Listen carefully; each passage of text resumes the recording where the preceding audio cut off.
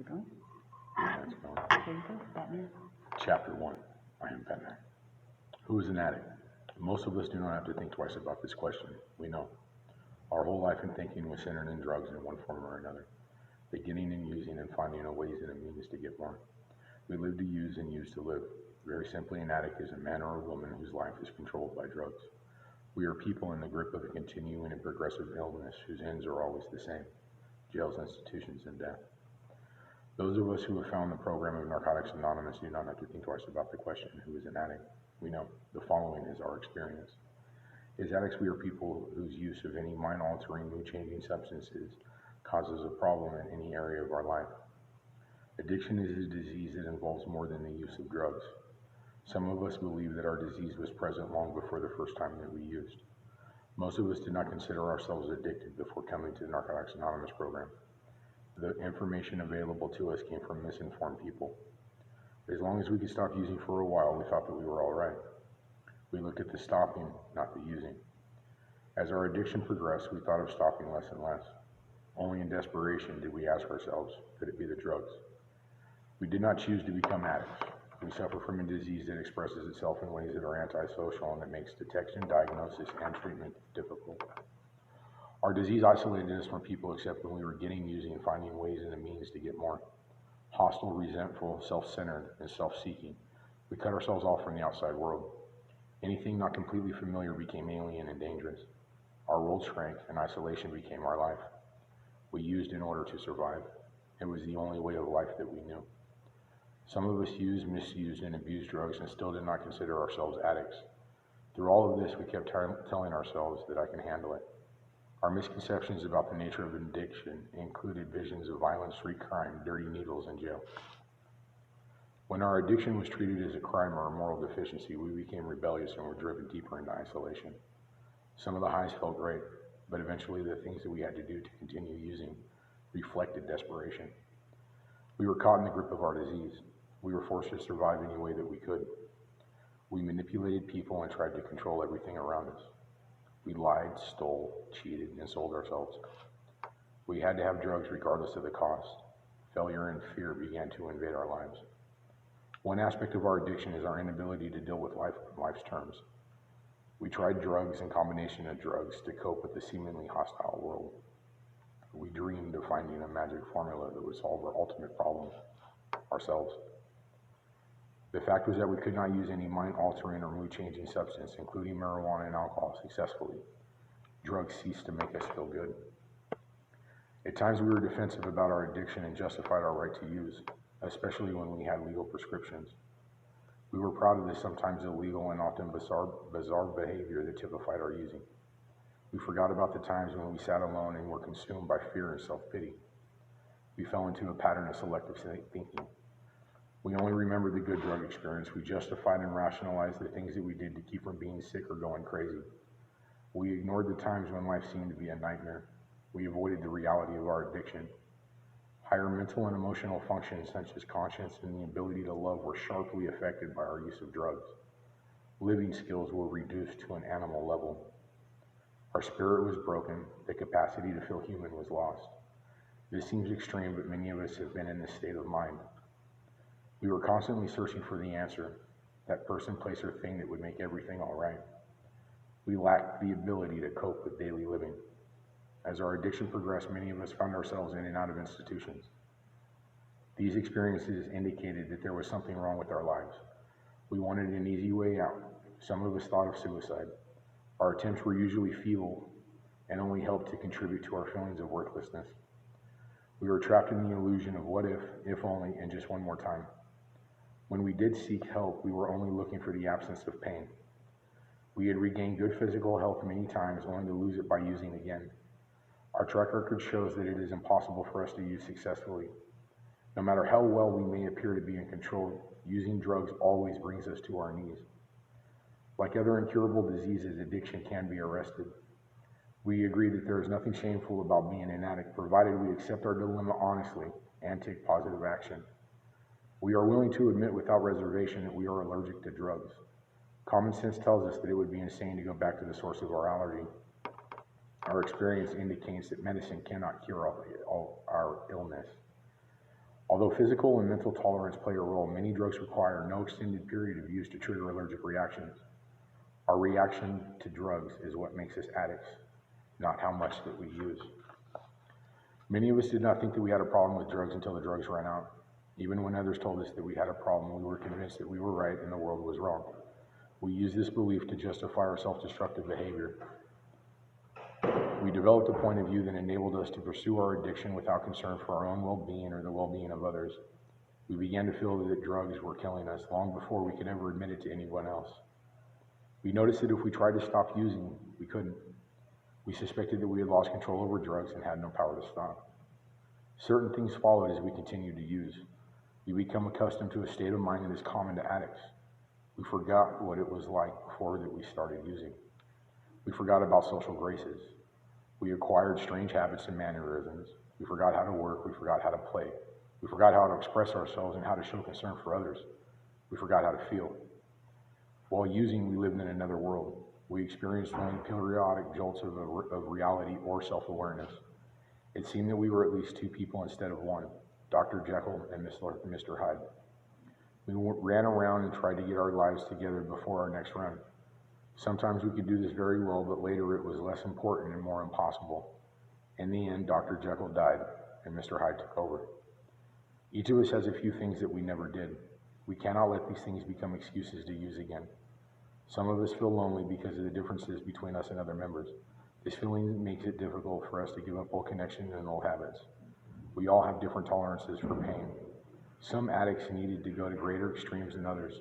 Some of us found that we had enough when we realized that we were getting high too often and that it was affecting our daily lives. At first, we were using in a manner that seemed to be social or at least controllable. We had little indication of the disaster that our future held for us. At some point, our using became uncontrollable and antisocial. This began when things were going well and we were in situations that allowed us to use frequently.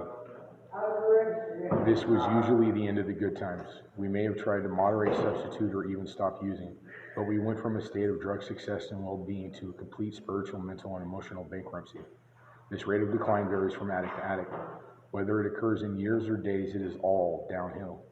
Those of us who don't die from the disease will go on to prison, mental institutions, or complete demoralization as the disease progresses. Drugs had given us the feeling that we could handle whatever situation might develop. We became aware, however, that drug usage was largely responsible for some of our worst predicaments. Some of us may spend the rest of our lives in jail for a drug-related crime. We had to reach our bottom before we were willing to stop.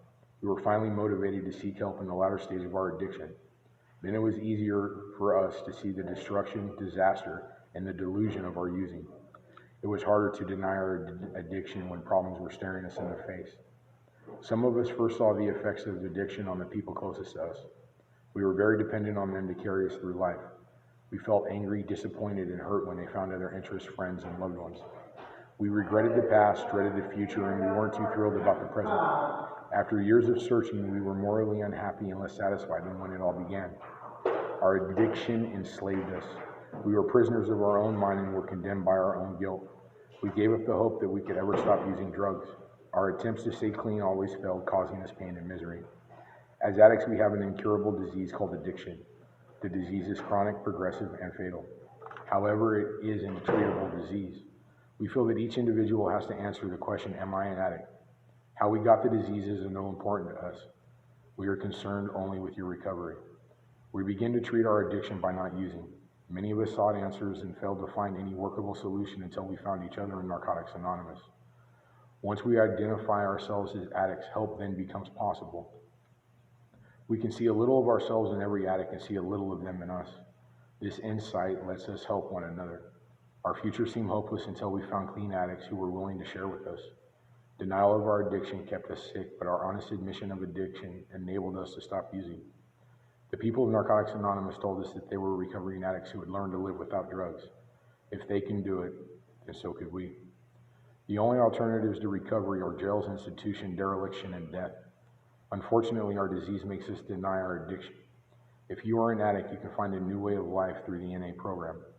We have become very grateful in the course of our recovery. Through abstinence and through working the 12 steps of Narcotics Anonymous, our lives have become useful. We realize that we are never cured and that we carry the disease within us for the rest of our lives. We have a disease, but we do recover. Each day we are given another chance. We are convinced that there is only one way for us to live, and that is the NA way. What is the Narcotics Anonymous program? NA is a nonprofit fellowship or society of men and women for whom drugs have become a major problem.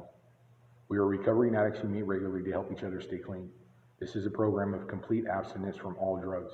There is only one requirement for membership: the desire to stop using. We suggest that you keep an open mind and give yourself a break. Our program is a set of principles written so simply that we can follow them in our daily lives. The most important thing about them is that they work. There are no strings attached to NA. We are not affiliated with any other organizations. We have no initiation fees, no dues, no pledges to sign, and no promises to make to anybody. We are not connected with any political, religious, or law enforcement groups and are under no surveillance at any time. Anyone may join us regardless of age, race, sexual identity, creed, religion, or lack of religion. We are not interested in what or how much you used or who your connections were, what you have done in the past, how much or how little you have, but only what you want to do about your problem and how we can help. The newcomer is the most important person at any meeting because we can only keep what we have by giving it away. We have learned from our group experience that those who keep coming to our meetings regularly stay clean. Narcotics Anonymous is a fellowship of men and women who are learning to live without drugs. We are a nonprofit society and have no dues or fees of any kind. Each of us has already paid the price of membership. We have paid for the right to recover with our pain. Surviving against all odds, we are addicts who meet regularly. We respond to honest sharing and listen to the stories of our members for the message of recovery. We realize that there is hope for us at last.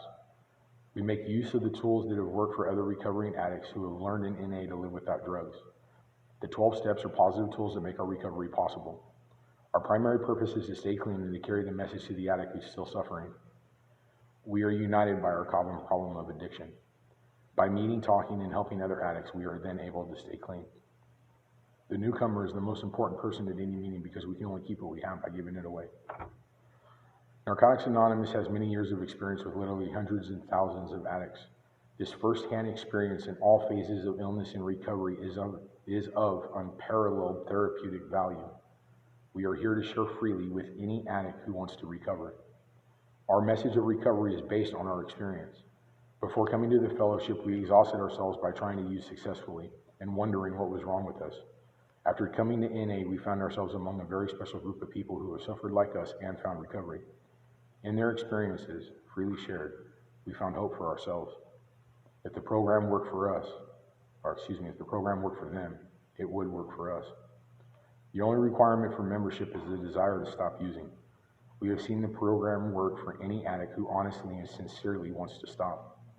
We don't have to be clean when we get here, but after the first meeting, we suggest that newcomers keep coming back and come back clean. We don't have to wait for an overdose or a jail sentence to get help from Narcotics Anonymous. Addiction is not a hopeless addiction from which there is no recovery. We meet addicts like ourselves who are clean. We watch, listen, and realize that they have found a way to live and enjoy life without drugs. We don't have to settle for the limitations of the past. We can examine and re-examine our old ideas. We can constantly improve our old ideas or replace them with new ones. We are men and women who have discovered and admitted that we are powerless over our addiction. When we use, we lose. When we discovered that we could not live with or without drugs, we sought help through NA rather than prolong our suffering. The program works a miracle in our lives. We become different people. Working the steps and maintaining abstinence gives us a daily reprieve from our self-imposed life sentences. We become free to live. We want our place of recovery to be a safe place, free from outside influences. For the protection of the fellowship, we insist that no drugs or paraphernalia be brought to any meeting. We feel totally free to express ourselves within the fellowship because law enforcement agencies are not involved. Our meetings have an atmosphere of empathy. In accordance with the principles of recovery, we try not to judge, stereotype, or moralize with each other. We are not recruited, and membership does not cost anything. NA does not provide counseling or social services. Our meetings are a process of identification, hope, and sharing. The heart of NA beats when two addicts share their recovery. What we do becomes real for us when we share it. This happens on a larger scale in our regular meetings. A meeting happens when two or more addicts gather to help each other stay clean. At the beginning of the meeting, we read NA literature that is available to anybody. Some meetings have speakers, topic discussions, or both. Closed meetings are for addicts or those who think they might have a drug problem. Open meetings welcome anybody wishing to experience our fellowship. The atmosphere of recovery is protected by our 12 traditions. We are fully self-supporting through voluntary contributions from our members. Regardless of where the meeting takes place, we remain unaffiliated. Meetings provide a place to be with fellow addicts.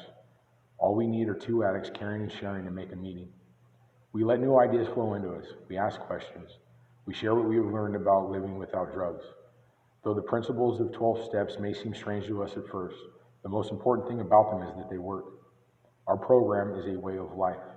We learn the value of spiritual principles such as surrender, humility, and service from reading the NA literature, going to meetings, and working the steps. We find that our lives steadily improve if we maintain abstinence from mind-altering, mood-changing chemicals and work the 12 steps to sustain our recovery. Living this program gives us a relationship with a power greater than ourselves, corrects defects, and leads us to help others. Where there has been wrong, the program teaches us the spirit of forgiveness. Many books have been written about the nature of addiction. This book concerns itself with the nature of recovery.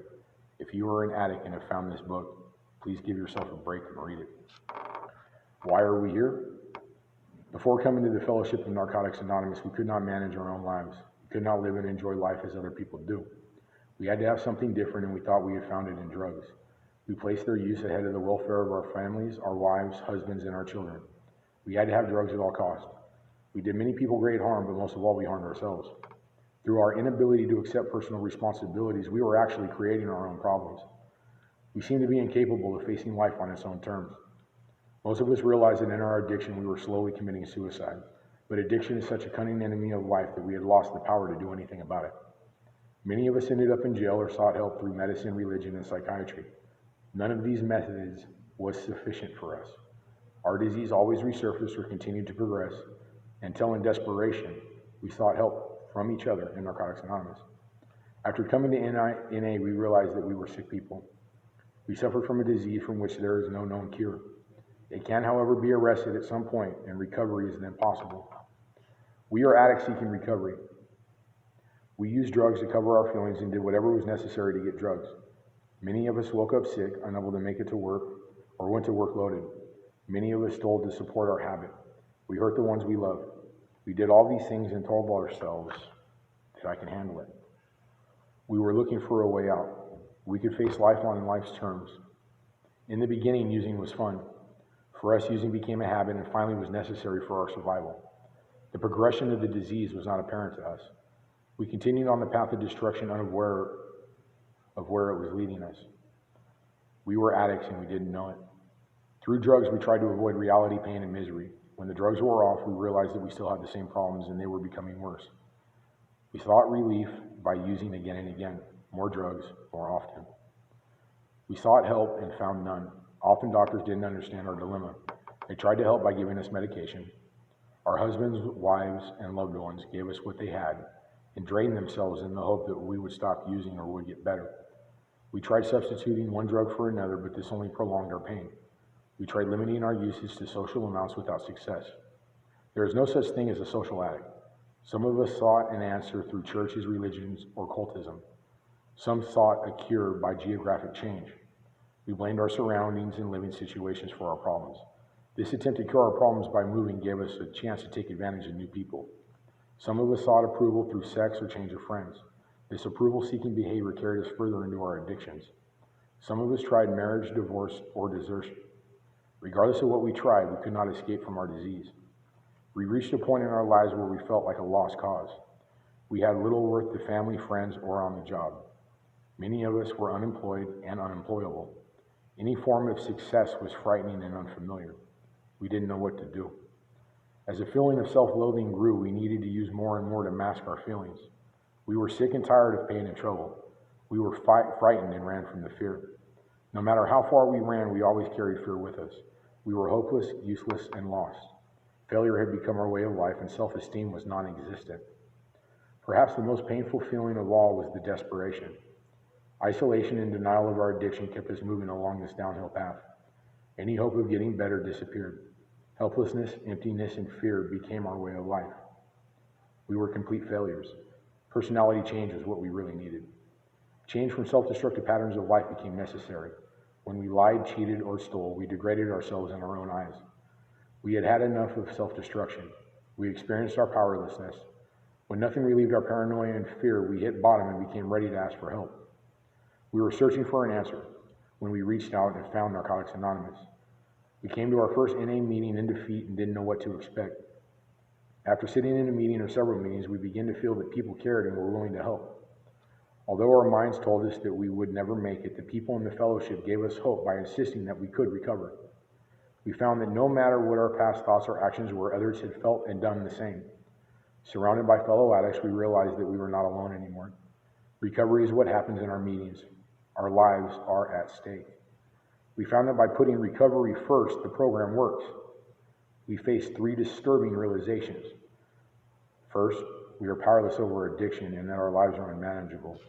Second, although you are not responsible for your disease, we are responsible for our recovery.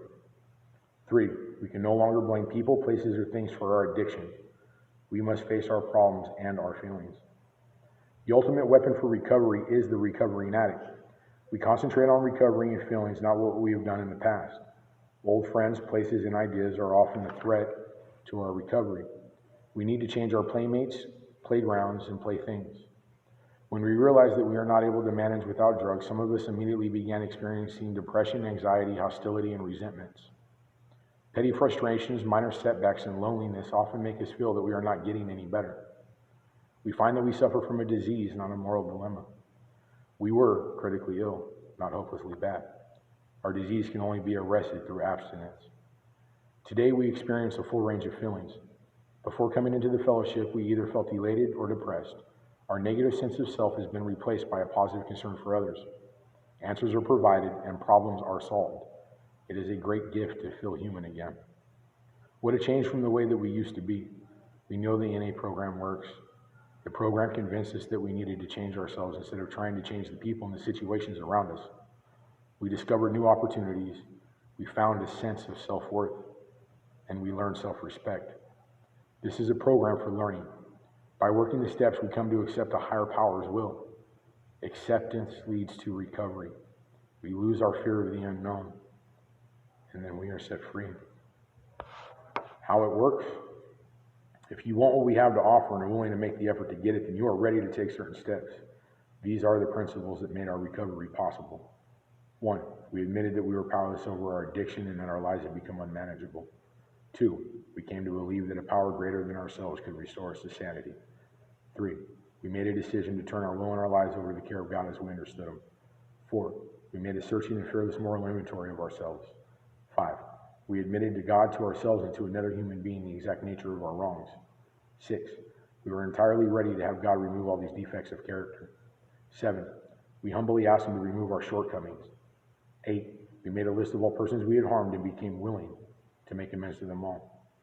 9, we made direct amends to such people wherever possible, except when to do so would injure them or others. 10, we continued to take personal inventory, and when we were wrong, we promptly admitted it.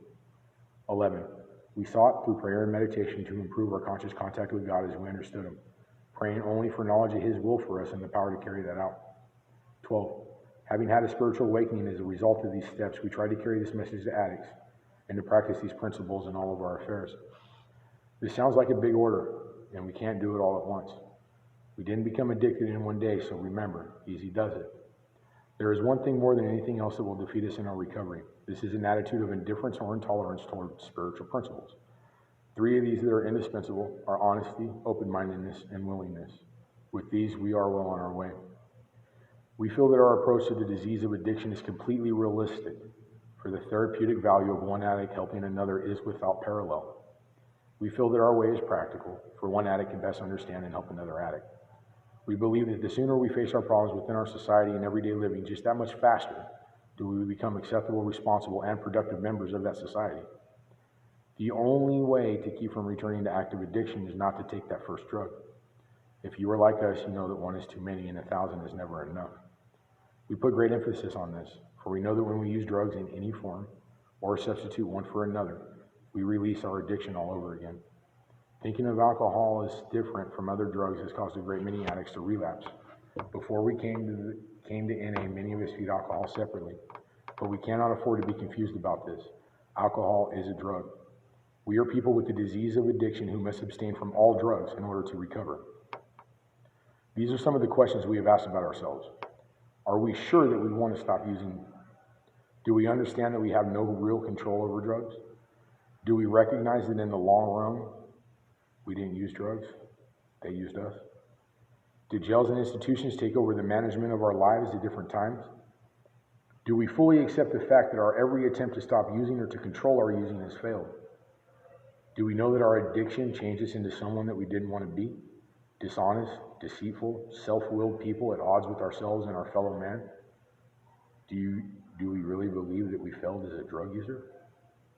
When we were using, reality became so painful that oblivion was preferable. We tried to keep other people from knowing about our pain. We isolated ourselves and lived in prisons that we built with loneliness. Through this desperation, we sought help in Narcotics Anonymous. When we come to NA, we are physically, mentally, and spiritually bankrupt. We have hurt so long that we are willing to go to any length to stay clean. Our only hope is to live by the example of those who have faced our dilemma and found a way out. Regardless of who we are, where we come from, or what we have done, we are accepted in NA. Our addiction gives us a common ground for understanding one another. As a result of attending a few meetings, we begin to feel like we finally belong somewhere. It is in these meetings that we are introduced to the 12 steps of Narcotics Anonymous. We learn to work the steps in the order that they are written and to use them on a daily basis. The steps are our solution. They are our survival kit. They are a defense against addiction, which is a deadly disease. Our steps are the principles that make recovery possible. Step 1, we admitted that we are powerless over our addiction and our lives have become unmanageable. It doesn't matter what or how much we use. In Narcotics Anonymous, staying clean has to come first. We realize that we cannot use drugs and live. When we admit our powerlessness and our inability to manage our own lives, we open the door to recovery. No one could convince us that we were addicts. It is an admission that we have to make for ourselves. When some of us have doubts, we ask ourselves this question: can I control my use of any form of mind or mood-altering chemicals? Most addicts will see that control is impossible the moment it is suggested. Whatever the outcome, we find that we cannot control our using for any length of time. This would clearly suggest that an addict has no control over drugs. Powerlessness means using drugs against our will. If we can't stop using, how can we tell ourselves that we are in control? The inability to stop using, even with the greatest willpower and the most sincere desire, is what we mean when we say we have absolutely no choice. However, we do have a choice after we stop trying to justify our using. We didn't stumble into the fellowship brimming with love, honesty, open-mindedness, or willingness. We reached a point where we could no longer continue using because of physical, mental, and spiritual pain. When we were beaten, we became willing. Our inability to control our usage of drugs is a symptom of the disease of addiction. We are powerless not only over drugs, but over our addiction as well. We need to admit this fact in order to recover. Addiction is a physical, mental, and spiritual disease that affects every area of our lives. The physical aspect of the disease is the compulsive use of drugs, the inability to stop using once we have started. The mental aspect of our disease is the obsession or overpowering desire to use, even when we are destroying our lives. The spiritual part of our disease is our total self-centeredness. We felt that we could stop whenever we wanted to, despite all evidence to the contrary. Denial, substitution, rationalization, justification, distrust of others, guilt, embarrassment, dereliction, degradation, isolation, and loss of control are all results of our disease. Our disease is progressive, incurable, and fatal. Most of us are relieved to find out we have a disease instead of a moral deficiency. We are not responsible for our disease, but we are responsible for our recovery. Most of us tried to stop using on our own, but we were unable to live with or without drugs. Eventually, we realized that we were powerless over our addiction. Many of us tried to stop using on sheer willpower. This action was a temporary solution. We saw that the willpower alone would not work for any length of time. We tried countless other remedies: psychiatrists, hospitals, recovery houses, lovers, new towns, and new jobs. Everything that we tried failed. We began to see that we had rationalized the most outrageous sort of nonsense to justify the mess we had made of our lives with drugs. Until we let go of our reservations, no matter what they are, the foundation of our recovery is in danger. Reservations rob us of the benefits that this program has to offer. And ridding ourselves of all reservations, we surrender. Then and only then can we be helped to recover from the disease of addiction. Now the question is, if we are powerless, how can Narcotics Anonymous help? We begin by asking for help. The foundation of our program is the admission that we, of ourselves, do not have the power over addiction. When we can accept this fact, we have completed the first part of step 1. The second admission must be made before our foundation is complete. If we stop here, we will only know half the truth. We are great ones for manipulating the truth. We say on one hand, yes, I am powerless over my addiction. And on the other hand, when I get my shit back together, I can handle drugs. Such thoughts and actions led us back to active addiction. It never occurred to us to ask, if we can't control our addiction, how can we control our lives? We felt miserable without drugs and our lives were unmanageable. Unemployability, dereliction, and destruction are easily seen as characteristics of an unmanageable life. Our families generally are disappointed, baffled, and confused by our actions and often desert or disown us. Becoming employed, socially acceptable, and reunited with our families does not make our lives manageable. Social acceptability does not equal recovery. We have found that we had no choice except to completely change our old ways of thinking or go back to using. When we give our best, it works for us as it has worked for others. When we could no longer stand our old ways, we began to change.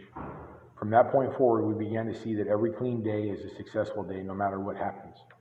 Surrender means not having to fight anymore. We accept our addiction in life the way that it is.